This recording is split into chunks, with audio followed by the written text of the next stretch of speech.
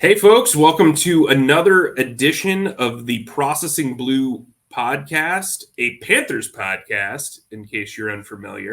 I am Panthers beat reporter Mike Kay, joined by fellow Panthers beat reporter Alex Zutlow for the Charlotte Observer. What's Wonderful up? website. Yeah.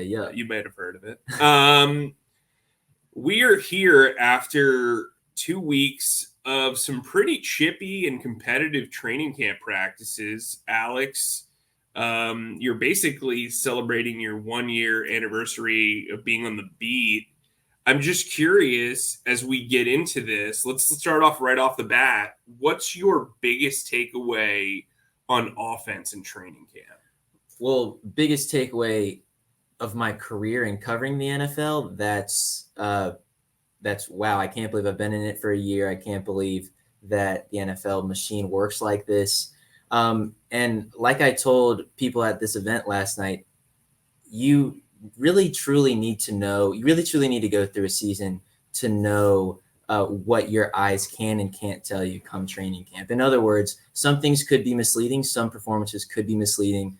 Others could be quite insightful.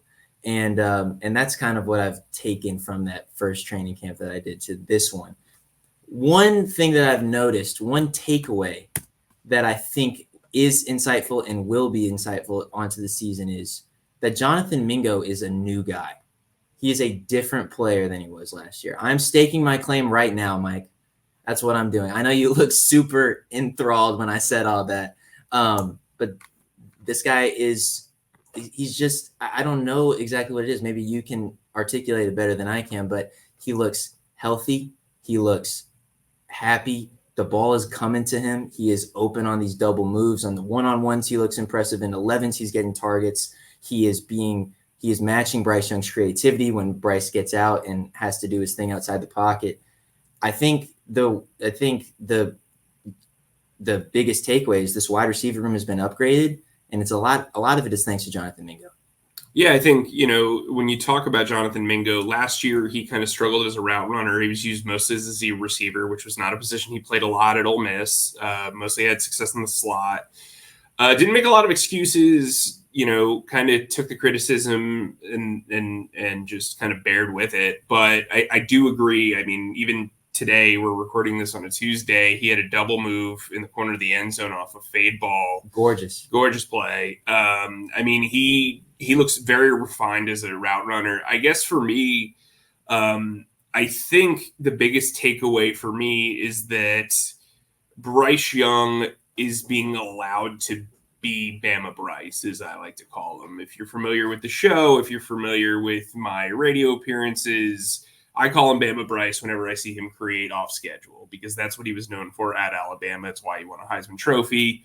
We're seeing him move around the pocket quite a bit. Even today in practice, he hit Terrace Marshall on just like a swinging throw on the run to the right side of the end zone for a touchdown and red zone 11-on-11 drills.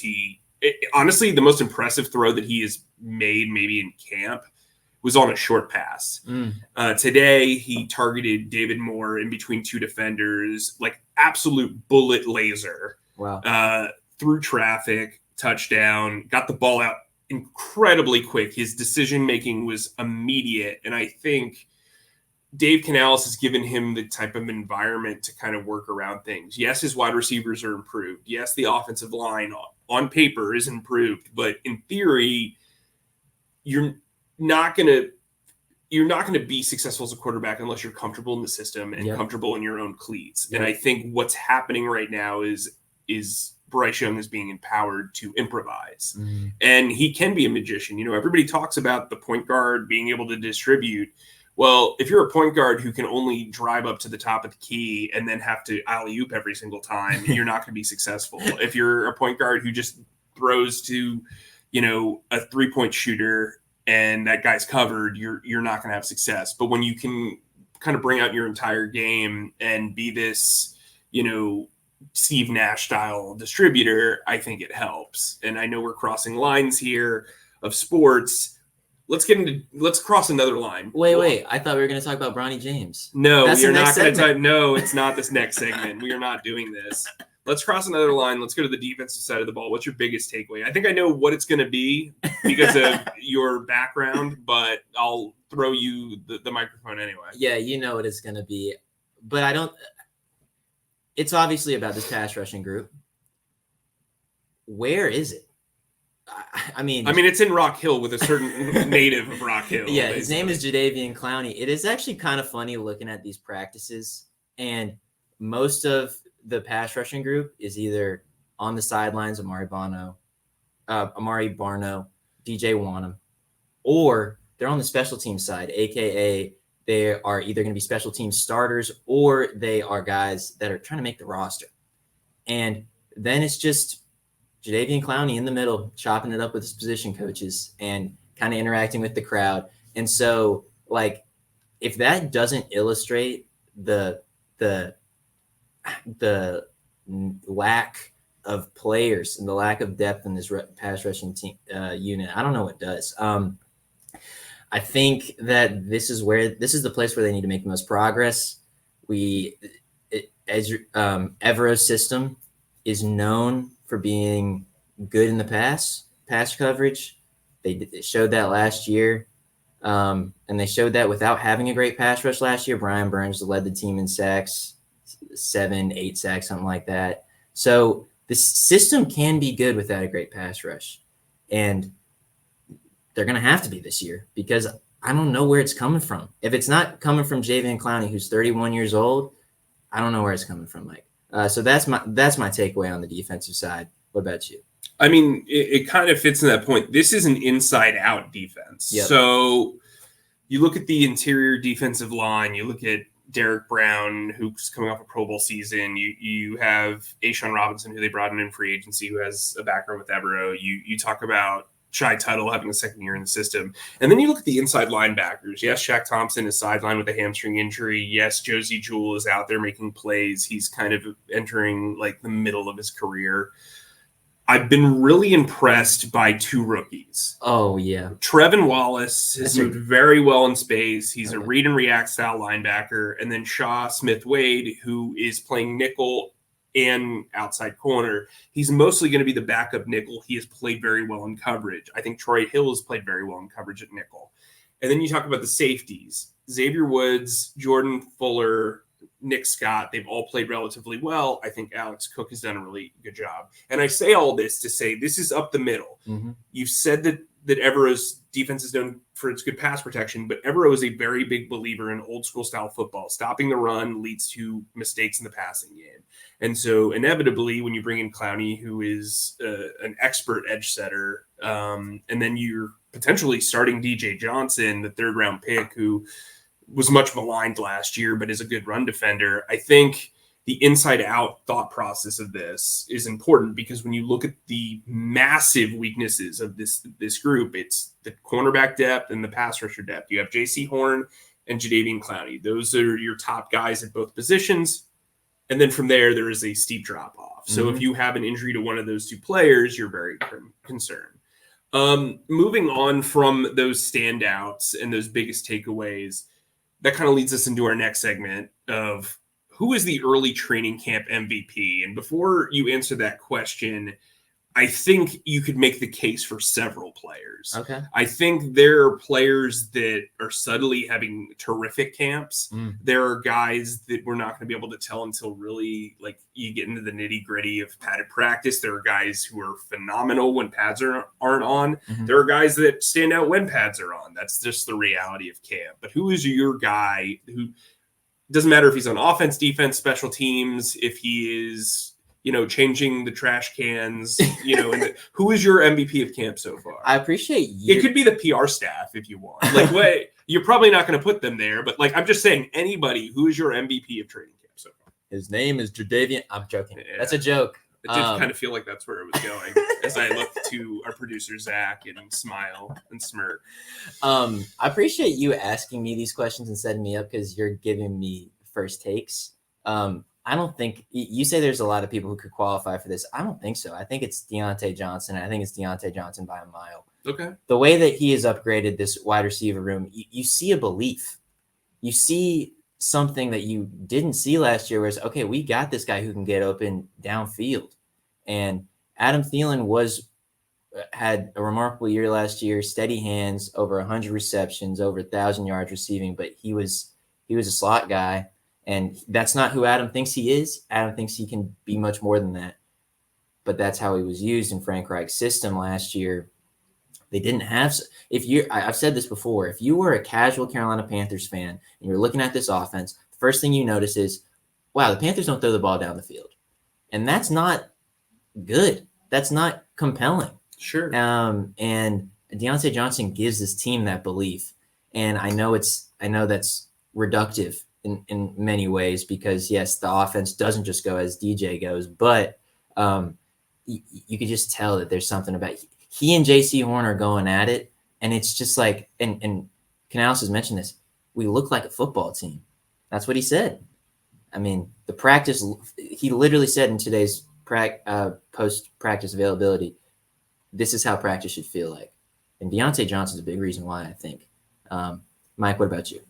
I'm going to go with Chuba Hubbard, and I'll say this not from necessarily a performance standpoint. I think from a tone-setting standpoint. That dude runs hard. He is locked in. He's catching the ball well. He spends 40 to 50 minutes after practice on the jugs machine. He's setting the tone. They want to run the ball. They want a balanced offense. And, you know, Chuba's giving them that fiber in their diet of the run. You know what I mean? Like, he is like a guy giving them a balanced breakfast. You know what I mean? I don't know why I said that, but it's just like it kind of came to me while I was saying. You know, the saying part of a balanced breakfast is like misleading. Like, as someone in your PR with your PR background, you should know that. Well, anyway. Family history. Anyway, so what I would say is I think Chuba Hubbard's doing a really good job of emerging as a leader on this team. Yeah. I think, listen, I don't think Bryce is much of a rah-rah guy. He's not much of a talker. And so when that happens, you need a tone setter. And I think the gateway for success in this offense, along with Deontay Johnson, who I agree with you, but for the sake of radio, we need to disagree on this. Yeah. I think that Chuba Hubbard, and I've said this before, I don't know if I've coined this or whatever, but he's a possession running back. He's the type of guy that can pick up 2, 3, 4 yards on every carry. He doesn't lose yardage very often on carries. That's really important, especially because you don't want to get down in the count, on third down. And so you want to be able to create manageable third downs. I think Chuba Hubbard can do that. I think he has pushed Miles Sanders to perform at a high level. And by the way, for the folks that are concerned about Miles Sanders, I think he's had a pretty solid camp. I wouldn't say it's been great. I think he's running the ball well. He's catching the ball well. He had a couple of drops during camp, but for the most part, I think he's looked pretty good. And he's fired up. Yeah, he's fired up, man. But that's for another time. I think, speaking of fired up, okay, every year, as a former draft nerd, I would get stoked about the preseason. Current draft nerd. Well, what are you talking about? Well, not this year, but anyway. But I would get stoked about the preseason because there's nothing more compelling to me about guys fighting for jobs they've wanted their entire lives. Oh my gosh! Yeah. And I think we're going to see a lot of that in camp, especially with Dave Canales coming out and saying, Bryce Young's not going to play. He said Tuesday that he has a meeting to see who's available. Whatever. I don't think you will see a lot of starters play in the week 1 opener against New England. But what I would say is testing your depth is important, especially on the offensive line and on the defensive line. They want to see what they've got. Trevin Wallace, a guy who I've brought up before, he's going to play a lot, according to Canales. Michael Barrett, their 7th-round pick, will probably play a lot. Jaden Crumedy, their 6th-round pick, will play a lot. Sean Smith-Wade, they've got a pretty substantial rookie class. I know, draft Twitter is all about that Jalen Coker life. He's going to get a lot of playing time. But the guy that you have to hone in on is Jack Plummer, who everyone is compelled to probably call him Jake Plummer. Yes, it's Jack. It is Jack Plummer. He is a jack of one trade, and that is playing quarterback, and also transferring schools. But he's a guy who is kind of an all or nothing thrower. He's got a great deep ball. Intermediate accuracy has been kind of up and down. I think when you look at what he did at Louisville, it was bombs away, right? And you have to impress, a lot of people have asked me, should you be concerned about Bryce Young not throwing downfield as much as Plummer? No, not really. They have two separate roles. Bryce is trying to establish an offensive system, while Plummer is trying to impress as much as he can because the odds are stacked against him, because they're probably only going to keep two quarterbacks on the main roster, and he's trying to earn that practice squad spot and develop. Mm-hmm. And so I think that's what's compelling about this. If you followed us last preseason, I do stock watches. We also have our Monday and Friday newsletters that you should definitely sign up for on charlotteobserver.com. Right, Zach? Yep. He gave me a thumbs up there. Hey, I would have given you a thumbs up if you said right, Alex. I mean, you're not as compelling as Zach is because he's off camera. You got to use your imagination. This is a ridiculous statement. Anyway, so what's the big thing without knowing? I pulled up the unofficial depth chart, which, by the way, is done partially by the PR staff. Yeah, I don't think there's any surprises there in the first two teams. But what I would say is I'm kind of finding the tight end group compelling, just because I think, with Ian Thomas and Tommy Tremble sidelined, you're going to need to figure out what your depth is. So that's Felipe Franks, who's a quarterback turned tight end. That's Jordan Matthews, a former wide receiver turned tight end. That's Jacob Hollister, who I'm sure sells great polos, but also plays tight end. There's Jesper Horsted, who went to Princeton and also played on the baseball team. Sounds like a training camp feature if I've ever heard one. Did you just side-eye me saying that I should write that? Maybe. I mean, if you feel compelled. I'm also interested to see the deep depth of the offensive line. We've seen Brady Christensen basically move everywhere. He's like the true sixth man. And I know I'm rambling a little bit, but I do think there's some compelling things here. I think Raheem Blackshear is going to get a lot of opportunity to play. But what is your big thing you're looking for, whether it's a unit, whether it's like a strategy, whether it's the kicking competition? What's on your mind? Well, the big thing on my mind is, we're going to talk about this later, about Bryce Young and should he play. That's what you call a tease in the industry. Yeah, no, and we'll do that in a second. But I'm going to stick to this wide receivers thing that I've been going on all podcast. Live your life. You mentioned the depth chart not having any surprises. For people who have been out to the practices, there is a huge surprise. His name is Devin Tompkins. Oh, I see what you did. You lured me in with hey, this could be like a really big surprise, but it's just a guy with a really good performance. Go ahead. It's crazy because Mike always tells me, hey, if you have to explain a joke, it's not funny, but I just did something pretty cool, and then you had to explain it. I'm just here to assist you. Yeah, I'm trying to be, all right. know. Okay, but back to Devin Tompkins. He was the last guy on the depth chart. Yeah. If you watched these practices, Devin Thompson is cooking. He's among the fastest guys on the field at all times. In one-on-ones today, he made a move on Troy Hill that almost shook Troy out of his cleats. I mean, I was taken aback. Yeah, I'll be honest with you. It was remarkable. My left hamstring hurts. He's practicing with the punt team. He's done nothing but impress since he came to the team. Obviously, the Panthers signed him after training camp started. He and Dave Canales and Brad Idzik have a history together in Tampa Bay. So I don't know what I am surprised at this depth chart, and I am really curious to see how Devin Tompkins does in this preseason, if they're going to play him a lot. I'm frankly a little shocked that he's so low on the depth chart. Maybe you can shed some light on as to why, maybe, or maybe you think, hey, Alex, you're crazy. It's not that big of a deal. Well, I think they want a guy to earn it. I mean, you go through this offseason program with the same 80 guys, and then there's 10 new dudes, and you want them to earn it. It's the same thing with Xavier Legette having to earn starter reps. I mean, I wouldn't panic about that just yet, right?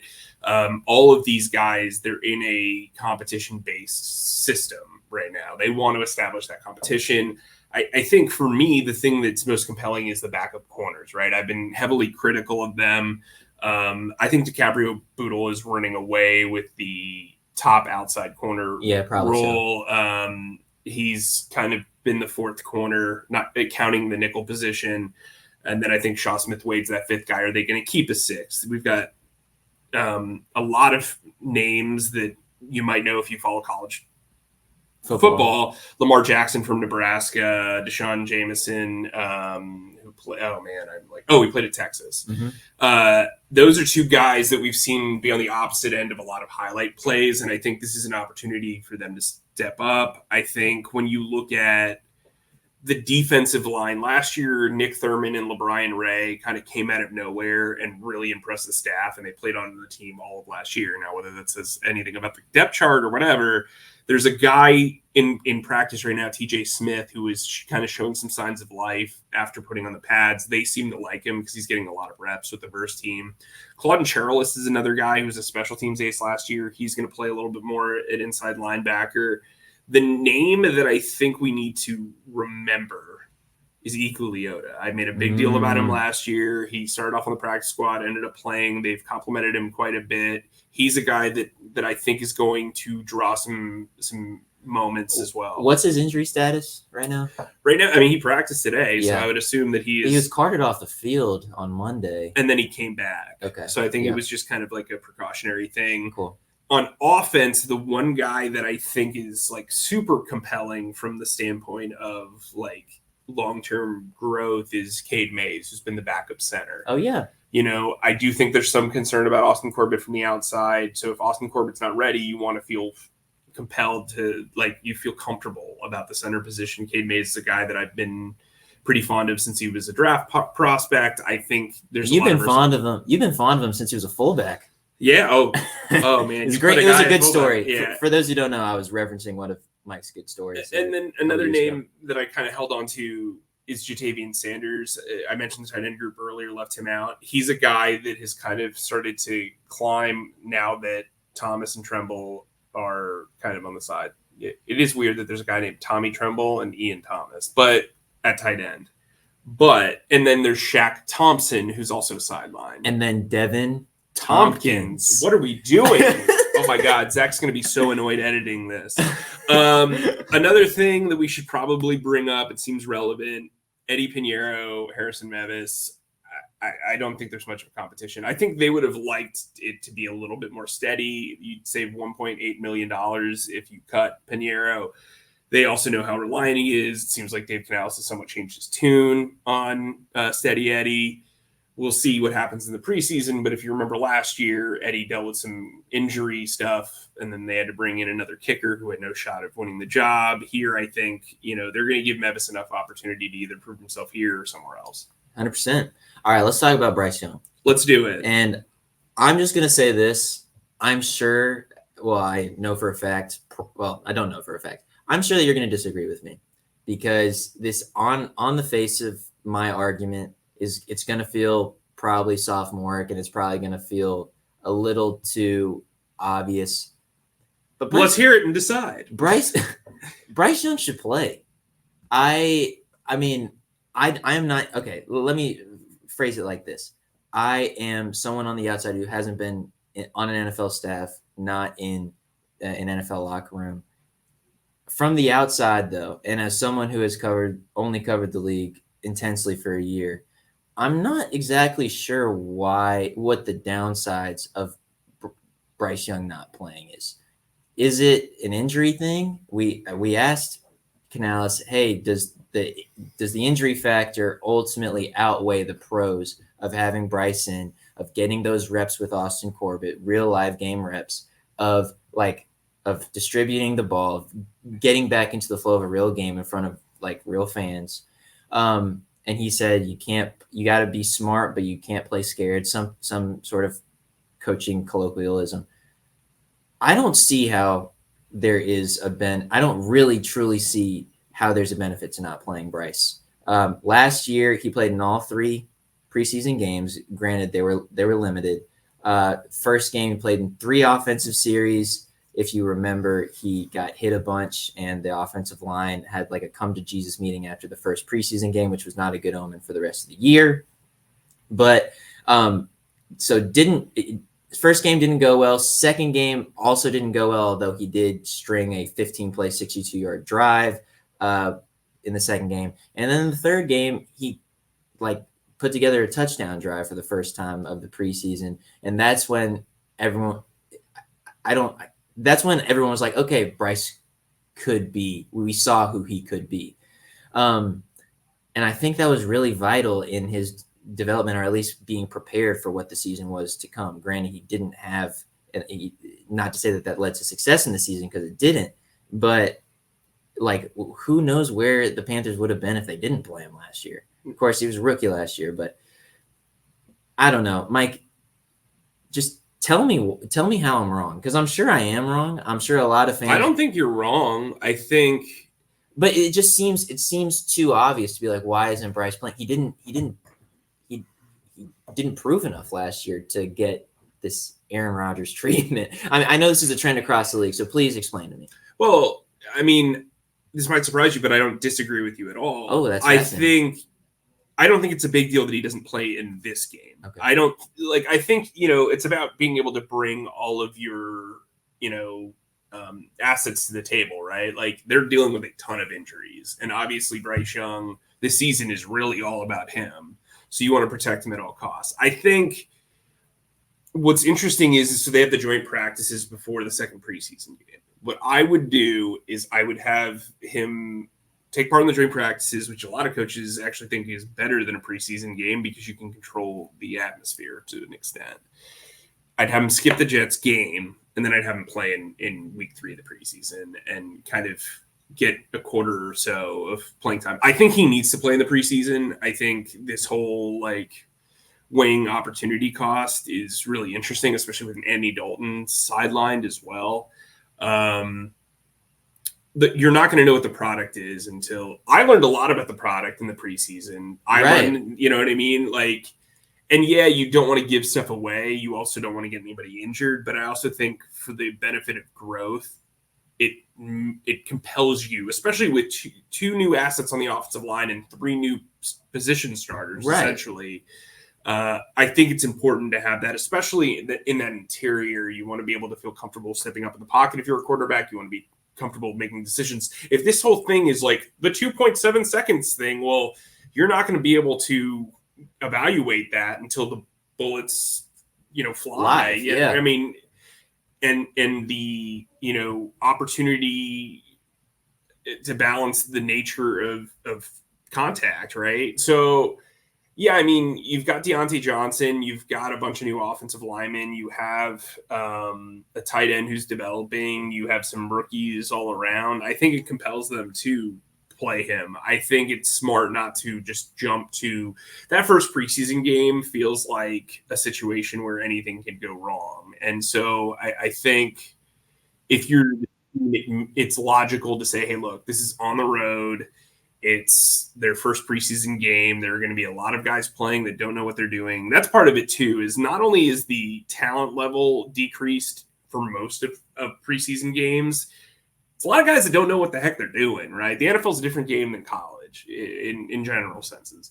And so I think you worry about guys being overzealous, potentially hitting harder than they normally would because their adrenaline's up and they're not used to it. And so I think that's the concern.